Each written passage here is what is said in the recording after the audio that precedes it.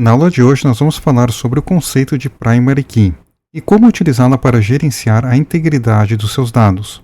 Uma tabela em SQL, como já vimos, ela é composta por linhas e colunas. Geralmente, uma ou mais colunas possuem valores que identificam de forma única cada linha. Essa coluna ou conjunto de colunas ela é chamada de Primary Key.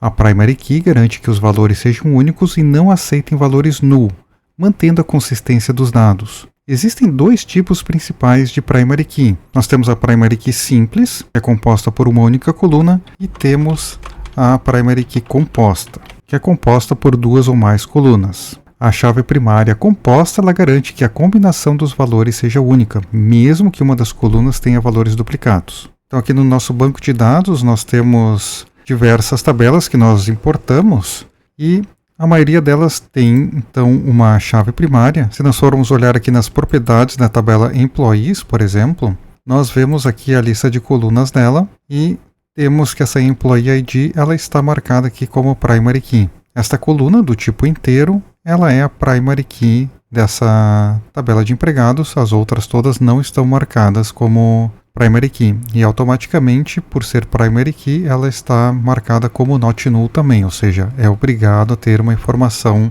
nesta coluna. Então agora vamos ver como criar tabelas com Primary Key.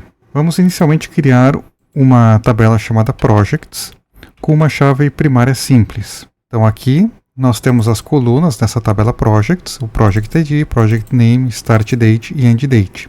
A Project ID, nós estamos declarando ela como de um tipo inteiro e especificando então a palavra reservada Primary Key.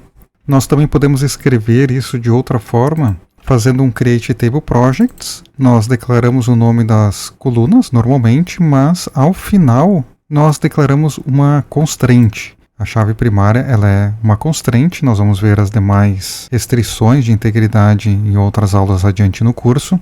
E aqui nós temos que dar um nome para a constraint. Nesse caso aqui eu chamei de PK, Primary Key, underline ID. E aqui eu boto a palavra-chave reservada Primary Key. E entre parênteses eu especifico qual vai ser então a coluna que vai ser a Primary Key. Neste caso é o Project ID. Então esses dois Create Tables eles são equivalentes. Nós podemos fazer desta forma aqui ou desta outra. Aqui nós temos que dar o nome para a constraint. Aqui no caso do PostgreSQL ele vai então criar algum nome arbitrário para identificar essa constraint de Primary Key na tabela de Projects. Então eu vou rodar aqui essa segunda consulta para criarmos essa tabela aqui no nosso banco de dados.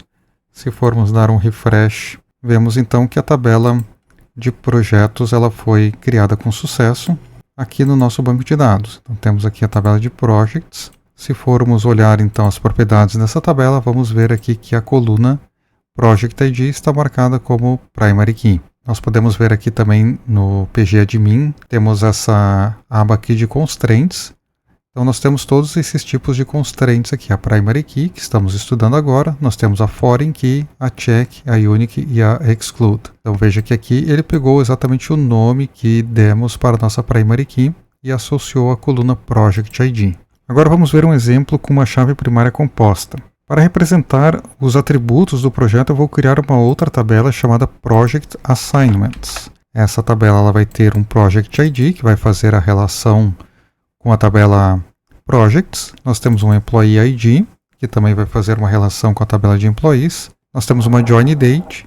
E estamos criando então aqui a Primary Key. Eu chamei essa constraint de pk_assign.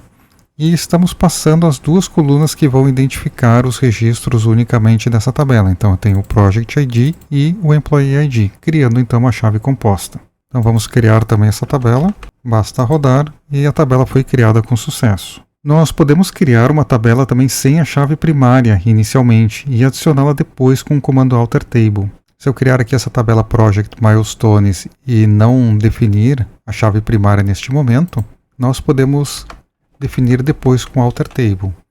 Então eu dou aqui um Create Table, nós criamos, ela não tem nenhuma chave primária. Então se formos ver aqui no banco, na Project Milestones, nas propriedades, vamos ver aqui que as colunas nenhuma está marcada como Primary Key. E não temos nenhuma constraint, obviamente, de Primary Key também. Então vamos dizer que nós queremos essa coluna Milestone ID para ser a nossa chave primária. Para isso, nós podemos utilizar o seguinte comando, nós damos um Alter Table, o nome da tabela, e vamos adicionar a constraint de primary key. Então eu tenho que botar aqui o comando add constraint, o nome da constraint. Lembrando que esses nomes aqui de constraints eles têm que ser únicos. Se o nome já existir, vai gerar um erro. E eu estou então adicionando uma primary key, dizendo então que a minha coluna milestone é a identificação. Então eu posso rodar essa consulta, que a nossa tabela foi alterada. Agora, se formos ver aqui nas propriedades, vamos ver então que a coluna milestone ID foi transformada na nossa primary key. Automaticamente ela também foi setada para ser not null. Ela é obrigada a ter valores. E a constraint de primary key com o nome que nós demos, então, foi criada aqui com sucesso. O nome aqui também ele seria opcional. Nós poderíamos deixar de fora esse nome da primary key para o Postgres adicionar um nome aleatório. Então, este comando aqui também serviria. Nós também podemos remover uma primary key, embora seja raro essa situação.